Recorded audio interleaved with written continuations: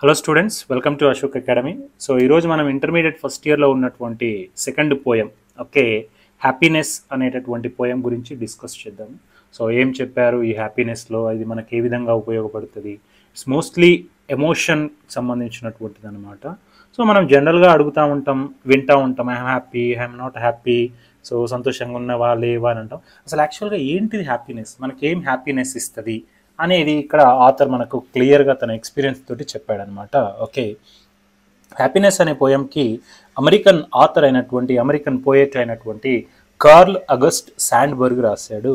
ఈయన 1878లో పుట్టి 1967లో చనిపోయాడు అనమాట. సో ఇతను చాలా ఫేమస్. ఓకే, చాలా పేద కుటుంబం నుంచి వచ్చాడనమాట. Actually he was a good student, but he had to leave the studies. తర్వాత తను రకరకాల వర్క్స్ చేశాడనమాట. పేపర్ బాయ్గా, delivery milk, assistant in barber shop, so wash dishes and painting house, ఇట్లా చాలా చిన్న చిన్న పనులు చేసిన తర్వాత జర్నలిజం తీసుకున్నాడు. జర్నలిజం తీసుకొని తర్వాత ఎక్సలెంట్ పోయమ్స్ అనేవి ఈయన రాయడం జరిగింది. సో ఇతని వర్క్కి గుర్తుగాను ఇతనికి 3 పులిట్జర్ ప్రైజ్ వచ్చాయన్నమాట. ఈ పులిట్జర్ ప్రైజ్ ఎట్లా అంటే, సినిమాలో ఆస్కార్ అవార్డు ఎలాగో, బయట నోబెల్ ప్రైజ్ ఎలాగో, లిటరేచర్లో ఈ పులిట్జర్ ప్రైజ్ అనేది అంత ఫేమస్ అనమాట.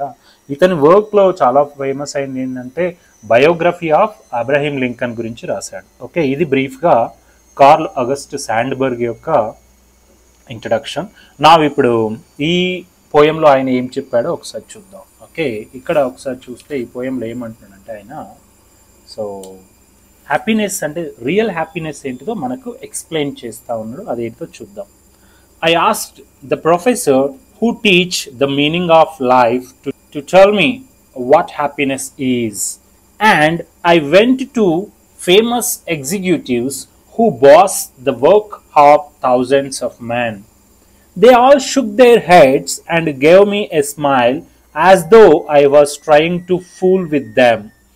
And then one Sunday afternoon I wandered out along the Discipline River, and I saw a crowd of Hungarians under the trees with their women and children and a keg of beer and an accordion. అంటే ఏమంటున్నాడంటే ఇక్కడైనా, so I asked the professors who teach the meaning of life to tell me what happiness is. నేను పెద్ద పెద్ద ప్రొఫెసర్స్ని, యూనివర్సిటీలలో గొప్పగా జీవితం గురించి, what is the meaning of life, life గురించి అన్నీ ఎక్స్ప్లెయిన్ చేసేటటువంటి ప్రొఫెసర్స్ని అడిగాను నేను. అసలు యాక్చువల్గా హ్యాపీనెస్ అంటే మీనింగ్ ఏంటిది నాకు కొంచెం చెప్తారా మీరు? లైఫ్ గురించి, లైఫ్ అంటే ఏంటిదని మీనింగ్ చెప్తున్నా మీరు, హ్యాపీనెస్ అంటే ఏంటిదో నాకు అర్థం కావట్లేదు, చెప్తారా అని అడిగాడు అనమాట.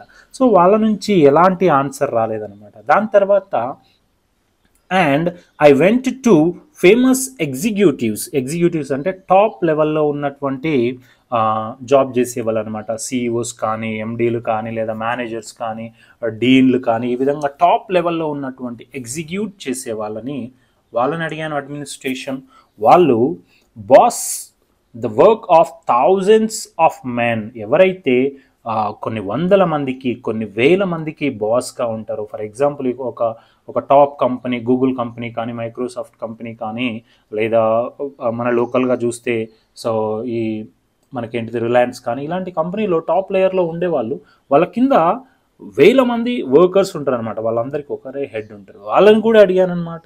సో వాళ్ళు కూడా సరిగ్గా సమాధానం ఇవ్వలేకపోయారు. పైగా వాళ్ళు ఏమన్నారంటే, వాళ్ళు ఇచ్చినటువంటి ఎక్స్ప్రెషన్ ఏంటంటే, they all shook their heads and gave me a smile as though I was trying to fool with them. వాళ్ళందరూ కూడా నాకు తెలియదు అన్నట్టుగా వాళ్ళ తల ఊపారంట.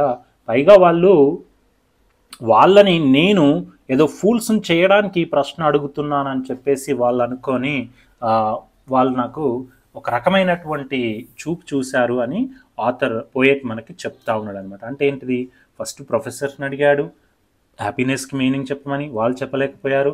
తర్వాత పెద్ద పెద్ద జాబ్ హోల్డర్స్ని అడిగారు, ఎవరైతే కొన్ని వందల వేల మందికి బాస్గా ఉన్నారో వాళ్ళు కూడా చెప్పలేకపోయారు.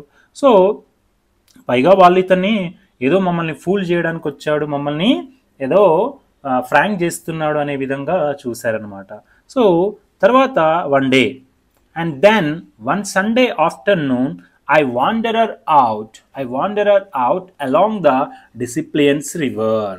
అయితే ఒకరోజు ఒక సండే రోజు వాండరర్ అవుట్ అంటే ఆ ఊర్లో అలా నడుచుకుంటూ వెళ్ళడం, తిరుగుతూ ఉండడం అనే మీనింగ్ వస్తుంది అనమాట. ఎక్కడంట? Along the Desplaines river.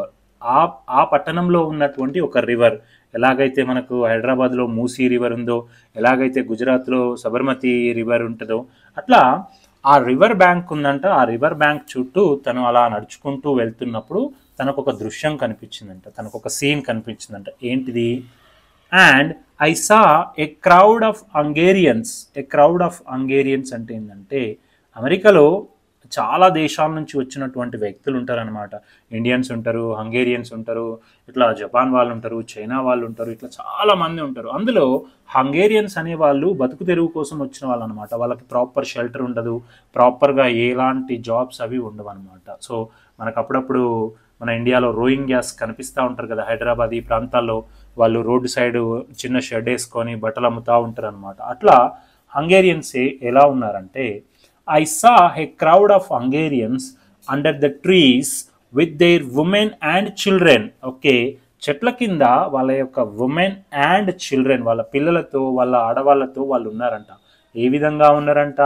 And keg of beer. Okay, ఒక కాటన్ బీర్లు, కెగ్ అంటే ఆ బీర్లు పెట్టేటటువంటి పరికరం అన్నమాట. ఒక కాటన్ బీర్లు పెట్టుకొని, అంటే వాళ్ళు తాగడానికి మంచిగా మందు పెట్టుకొని, అండ్ అకార్డియన్ అంటే మ్యూజిక్ ఎక్విప్మెంట్ అనమాట, ఒక రేడియో లాగా. సో వాళ్ళకి కావాల్సినటువంటి ఒక చిన్న మందు పదార్థం పెట్టుకొని, అలాగే ఒక మ్యూజిక్ పెట్టుకొని, చెట్ల కింద వాళ్ళకు ప్రాపర్ ఇల్లు లేదు, ప్రాపర్ ఫుడ్ లేదు, ఏం లేదు, కానీ వాళ్ళు ఎంతో సంతోషంగా ఉన్నారనమాట. వాళ్ళ ఫ్యామిలీస్తో, వాళ్ళ పిల్లలతో వాళ్ళ చాలా ఆహ్లాదంగా ఎగురుతూ ఉన్నారనమాట. దెన్ అప్పుడు ఆథర్కి అర్థమైందనమాట, మన పోయిట్కి అర్థమైందనమాట. ఏంటిది? నిజమైన హ్యాపీనెస్ అనేది పుస్తకాలలో ఉండదు, జీవించడంలో ఉంటుంది, ఎక్స్పీరియన్స్ తోటి వస్తుంది, లైబ్రరీ తోటి రాదనమాట. నీకు ఎన్ని పట్టాలు ఉన్నాయి, నీకు ఎంత డబ్బు ఉంది అనే దాన్ని బట్టి నీకు హ్యాపీనెస్ రాదు. నువ్వేం చేస్తా ఉన్నావు, ఎట్ ద మూమెంట్ ఎంజాయ్ చేస్తున్నావా లేదా అనే దాని మీద ఉంటుంది అని ఆథర్కి అర్థమైపోయింది. దాన్నే ఆథర్ మనకు చెప్పాలనుకున్నాడు అనమాట. ఇది చదివేట వాళ్ళందరికీ కూడా అర్థం చేసుకోవాల్సింది ఏంటంటే, మనం ఏవేవో కలలు కంటాం, నాకు అది రావాలి, ఇది రావాలి, ఆ సక్సెస్ రావాలి, నాకు ర్యాంక్ రావాలి, నాకు జాబ్ రావాలి, నాకు ఇల్లు కావాలి అని ఏదో అని ప్రజెంట్ మూమెంట్లో జీవించడం అనేది బంద్ చేస్తాం అన్నమాట. మీరు ఒకసారి అబ్జర్వ్ చేస్తే చాలామంది డబ్బున్న వాళ్ళు, పెద్ద పెద్ద పిల్లలు, అంటే పొలిటీషియన్స్ పిల్లలు కానీ చాలామంది వాళ్ళు రకరకాల కేసులు, డ్రగ్ కేసులు, కిడ్నాప్ కేసులు, అక్కడ ఇక్కడ వాళ్ళు దొరికిపోతూ ఉంటారనమాట. ఎందుకు వాళ్ళకి ఏంటంటే సాటిస్ఫాక్షన్ లేదు. అదే చాలా పూర్ పీపుల్ని చూడండి, వాళ్ళు జస్ట్ మన లోకల్గా ఉండే గాడెస్ దగ్గరికి వెళ్ళి ఒక 200-300 రూపాయలు పెట్టి ఒక కేజీ చికెన్ కొనుక్కొని, ఒక 200-300 పెట్టి వాళ్ళకి సంబంధించినటువంటి ఒక చిన్న మత్తు పదార్థం కొనుక్కొని, అంటే ఒక బీరో ఏదో కొనుక్కొని, వాళ్ళు హ్యాపీగా వాళ్ళకి తెలిసిన ఒక నలుగురిని పిలుచుకొని హ్యాపీగా ఒక 1000 రూపీస్ తోటి ఆ డే అంతా పిక్నిక్ లాగా, లేదంటే చాలా ఆనందంగా గడుపుతారనమాట. అదే ఇక్కడ చూస్తేనేమో ఎన్నో డబ్బులుండి ఎన్నో దేశాలు తిరుగుతారు, ఎంతో లగ్జరీ ఐటమ్స్ ఉంటాయి, but they are not happy. మీరు అప్పుడప్పుడు చూస్తే సెలబ్రిటీల మధ్యలో క్లాషెస్, పొలిటీషియన్ మధ్యలో ఆస్తి తగాదాలు, ఇవన్నీ జరుగుతూ ఉంటాయి. సో అది ఇక్కడ మనకు పోయెట్ తెలపాలనుకున్నాడు అనమాట. సో ఇది ఈ లెసన్కి సంబంధించినటువంటి మీనింగ్ అనమాట. సో మనకి ఈ లెసన్కి 2 క్వశ్చన్స్ ఉన్నాయి, ఏంటివో చూద్దాం. ఓకే, ఒకటి దాన్ని ఏ విధంగా అటెంప్ట్ చేయాలో కూడా నేను చెప్తానమాట. ఇక్కడ ఫస్ట్ క్వశ్చన్ వచ్చేసరికి మీరు ఎగ్జామ్లో రాయాల్సింది, explain the narrator's experience in finding out what happiness is.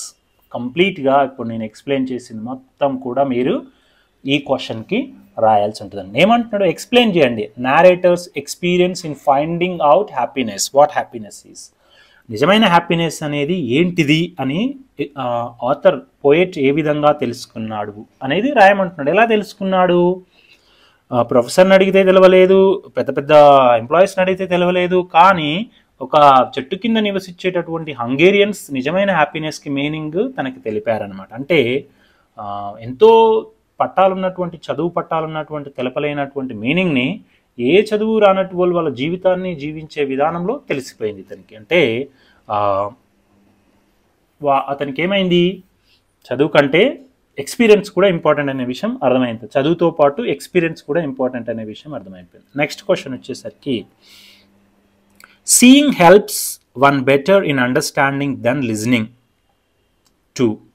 Justify the statement with reference to the poem happiness. ఏమంటున్నాడంటే వినడం కంటే చూడడం వల్ల మనకు బాగా అర్థమవుతుంది. Is it true or false, justify చెయ్యి ఈ హ్యాపీనెస్ని రిఫరెన్స్గా తీసుకొని అని అంటున్నాడు అనమాట. ఇట్స్ ట్రూ, మనకు కొన్ని కష్టాలు ఎంత ఎక్స్ప్లెయిన్ చేసినా అర్థం కాదు, కానీ ఒకసారి చూపిస్తే ఈజీగా అర్థమైపోతాయి అనమాట. అదే ఈ 2 క్వశ్చన్స్ ఉన్నాయన్నమాట ఈ లెసన్స్లో. ఈ 2 క్వశ్చన్స్ని మీరు ప్రాక్టీస్ చేయండి. ఓకేనా?